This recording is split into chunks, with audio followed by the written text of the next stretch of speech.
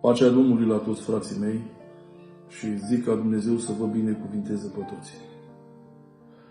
Vreau în această zi, prin harul Domnului Iisus, să împărtășesc cu voi câteva gânduri din cuvântul Domnului și anume despre bunătatea Domnului.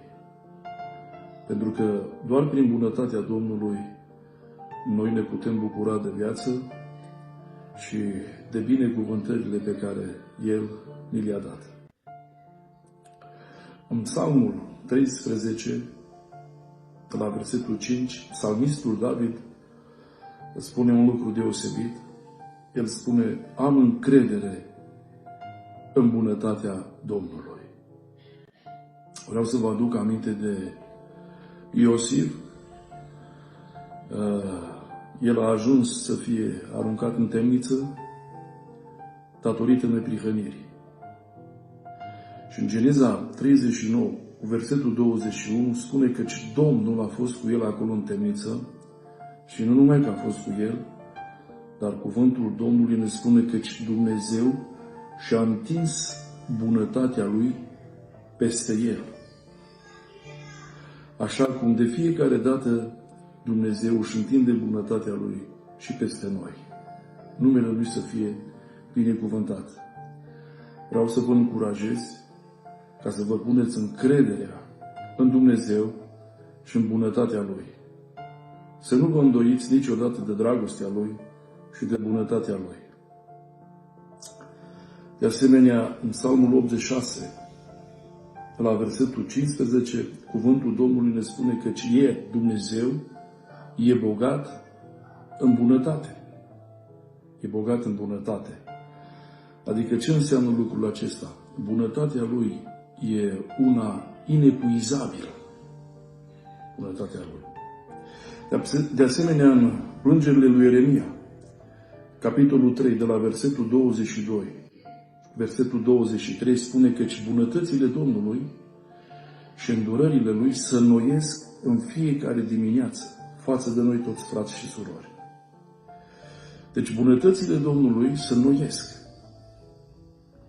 Nu numai că e bogat în bunătate, dar să și înnoiesc față de noi.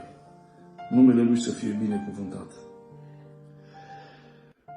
De asemenea, în Psalmul 33, cu versetul 5, spune că ea, bunătatea Domnului, cuprinde tot pământul.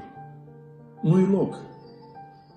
Nu-i loc de fața acestui pământ în care să nu pătrundă bunătatea lui Dumnezeu.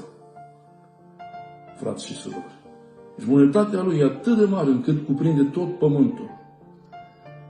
Numele Lui să fie binecuvântat. Acum, în încheiere, frați și surori, deci dacă Dumnezeu e atât de bun cu noi, deci dacă Dumnezeu este Cel care în fiecare dimineață își întinde bunătatea Lui peste noi, haideți împreună să nu disprețuim această bunătate mare a lui Dumnezeu pe care El a arătat-o față de noi. Pentru că cuvântul Domnului spune în Epistola către Romani, capitolul 2, de la versetul 4. Și aș dori să citesc, pentru că așa este bine. E un cuvânt minunat, e cunoscut de noi toți, dar e mai bine să-l citim. Spune așa, versetul 4. Sau disprețuiești tu bogățiile, bunătății, îngăduinței și îndelungii Lui răbdări? Prima parte a versetului. A doua parte a versetului spune: nu vezi tu că bunătatea lui Dumnezeu te îndeamnă la pocăință? Haideți să nu disprețuim bunătatea lui Dumnezeu. Ce înseamnă lucrul acesta? Adică înseamnă să nu bagi în seamă și să nu-ți pasă de bunătatea lui Dumnezeu. Asta înseamnă să disprețuiești bunătatea lui Dumnezeu. Ci dimpotrivă, bunătatea lui Dumnezeu ne îndeamnă pe toți la pocăință în fiecare zi.